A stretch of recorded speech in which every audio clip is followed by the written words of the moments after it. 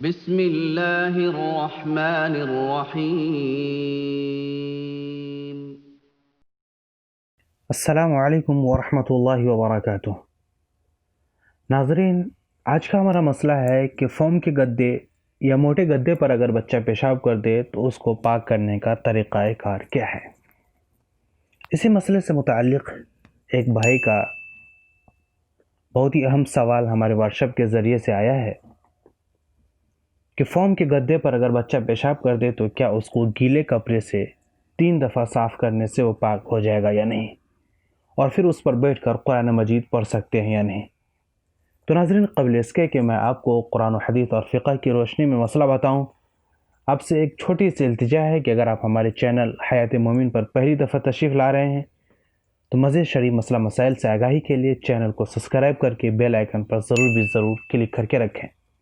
تاکہ ہر نئے آنے والے شرعی مسئلہ مسائل کی ویڈیوز سے آپ بر وقت باخبر رہ سکیں۔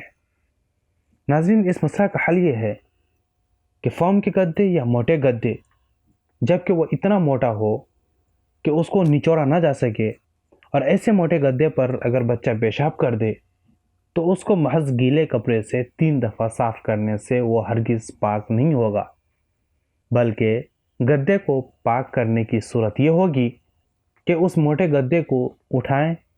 اور کسی اونچی دیوار وغیرہ پر رکھیں، اور جس جگہ ناپاکی ہو اس جگہ کو خوب پانی بہا کر اتنی اچھی طرح دھوئیں کہ نجاست ختم ہونے کا اطمینان حاصل ہو جائے، یا ایک مرتبہ دھو کر ٹھہر جائیں یہاں تک کہ اس میں سے پانی ٹپکنا بند ہو جائے۔ جب پانی ٹپکنا بند ہو جائے تو پھر دھویا جائے، اور دھونے کے بعد انتظار کیا جائے یہاں تک کہ پانی ٹپکنا پھر سے بند ہو جائے، اور اس طرح سے 3 مرتبہ دھونے سے گدا پاک ہو جائے گا۔ اگر گدے کو مذکورہ طریقے پر پاک نہ کیا گیا ہو اور اس پر موٹی چادر بچھا دی ہو تو اس کے اوپر بیٹھ کر قرآن مجید پڑھ سکتے ہیں، اس میں کوئی حرج نہیں ہے، یہاں تک کہ اس پر